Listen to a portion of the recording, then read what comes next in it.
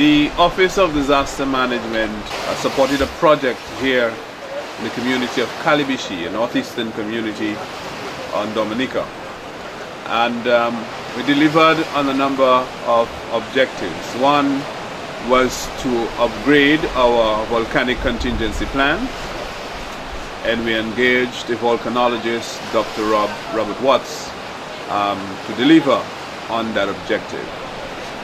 The rest of the project focused on the tsunami hazard and raised awareness in the community of Calibishie on the whole possible impact of a tsunami and the behavior that we hope that people will adopt if there is that threat on the community. We delivered a workshop, 3 evenings, exposing leaders of the community as well as persons involved in the disaster management committee, the village council, teachers, and other community persons.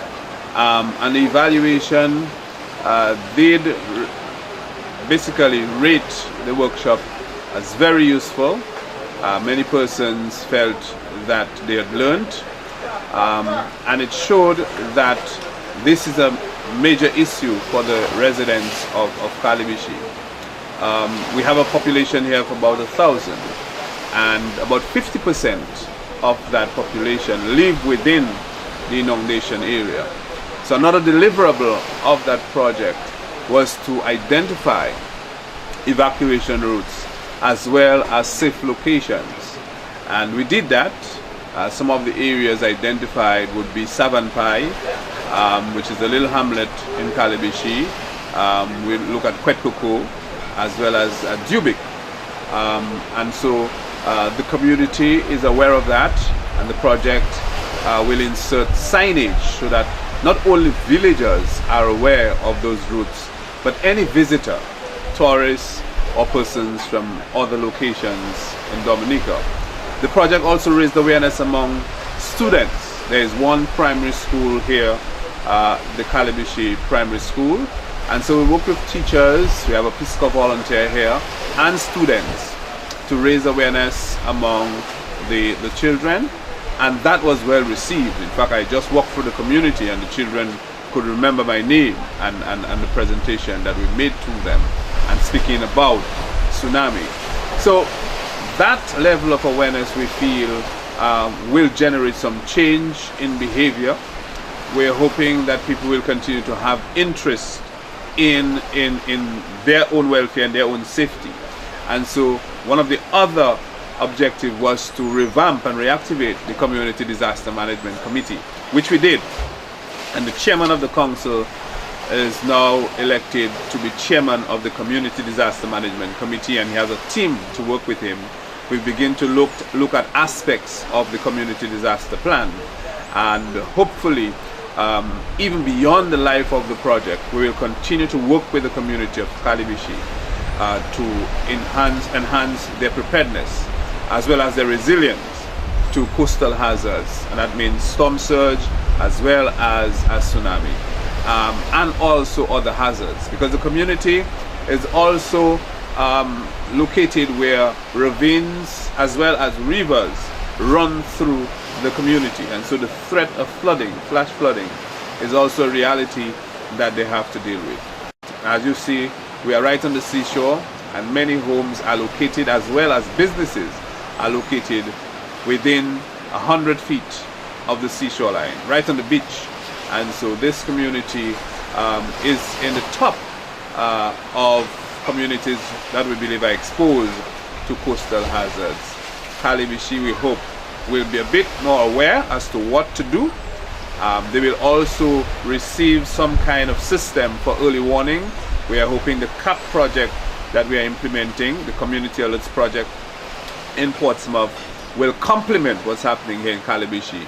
And one of the radio data system will be located here, so that early warning will arrive here in Calibishie, and that people will be informed on the necessary action that they need to take if a threat exists for any possible impact.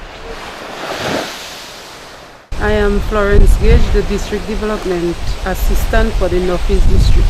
Yes. I think the recently held Tsunami training program for Calibishie was a very good program for the community, because some of the persons that attended, the participants, it was the first time attending such a session.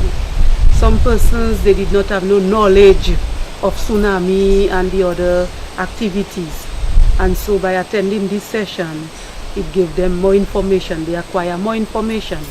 And so even after the program, persons were still talking about it, and they are still looking forward to having other programs like that. This is something that I've always been thinking is absolutely necessary. I think it's an excellent idea. One, that the village is already below sea level. And I am thinking in time to come that the authorities, your department, division, whichever, may have to install some sort of device, some sort of siren, whatever is available, so that at least in the event such a thing is happening to people in Calibishie, that we could be forewarned that something's going to happen. I think that it was good because I learned a lot about tsunamis and in terms of disaster preparedness, what to do if an event like that should occur. Our people, we need to come together more so that we could get ourselves involved and get to hear of the things that can happen when a tsunami comes. And tsunamis don't come when you are waiting.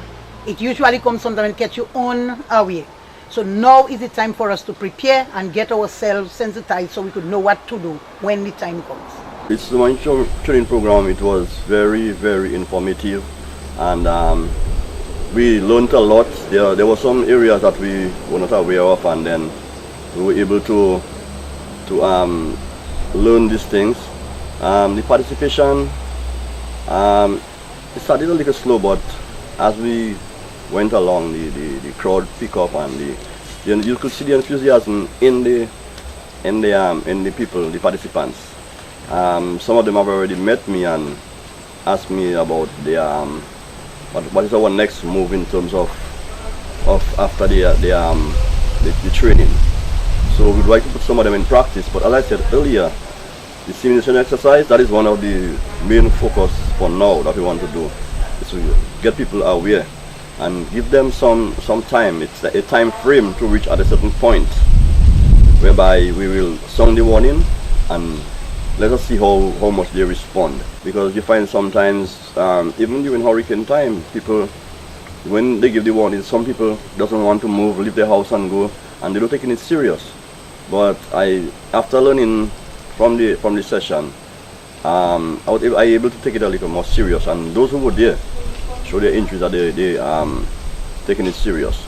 And also, we also going out into the community and educating the people about the tsunami. And I'll always mention that we are very, very vulnerable when it comes to Calibishie, because you see their houses right on the beach. So we have a big task in front ahead of us in terms of sensitizing the people as to the dangers and the seriousness of a tsunami. People in Calibishie should be constantly informed as to what action they should take in the event of a tsunami.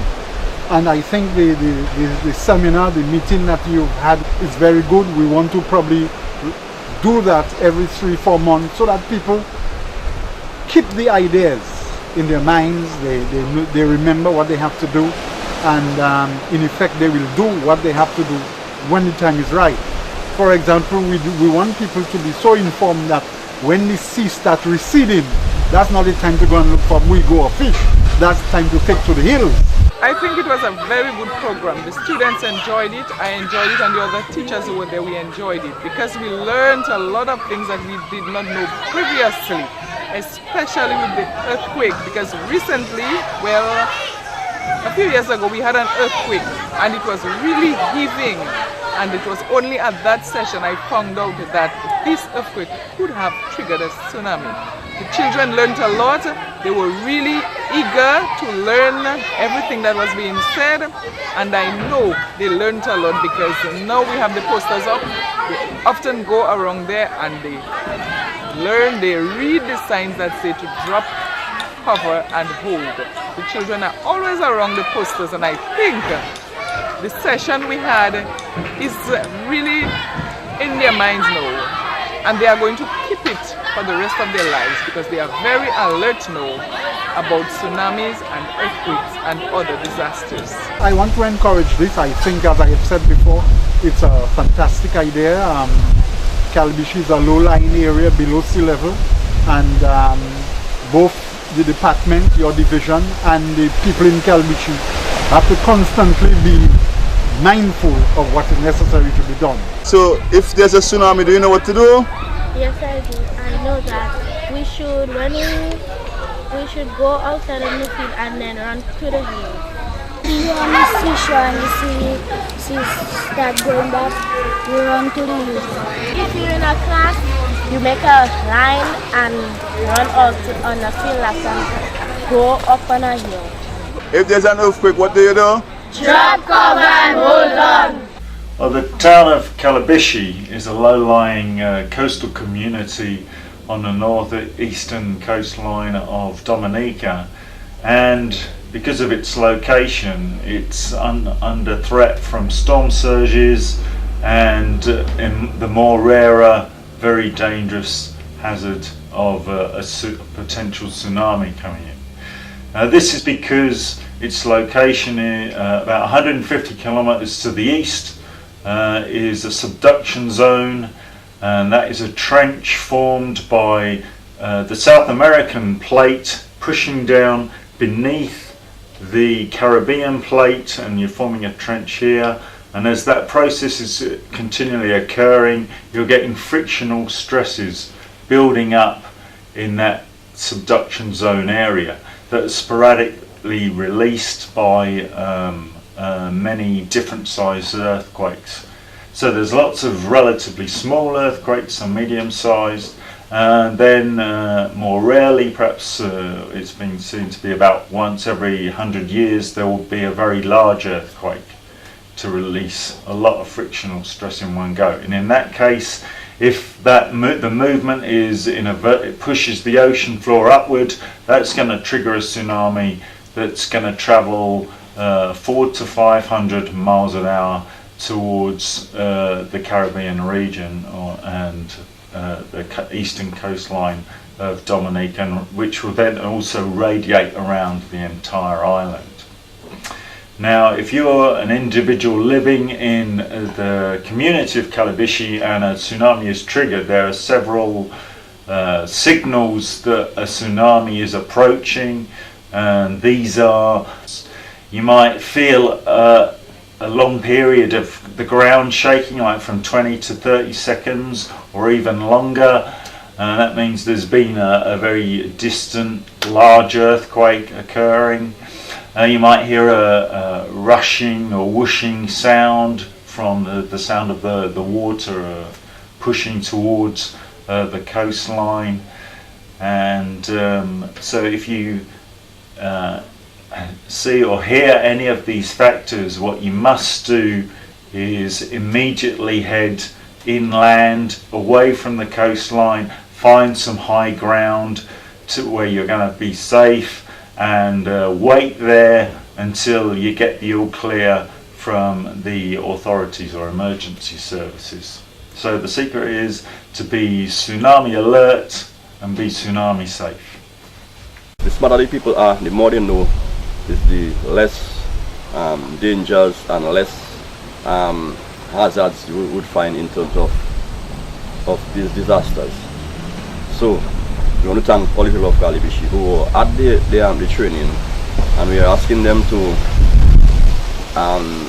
do not hesitate to be present whenever we call them to this session, because we are dealing with people's lives, and more lives we can protect, it will be better for our community.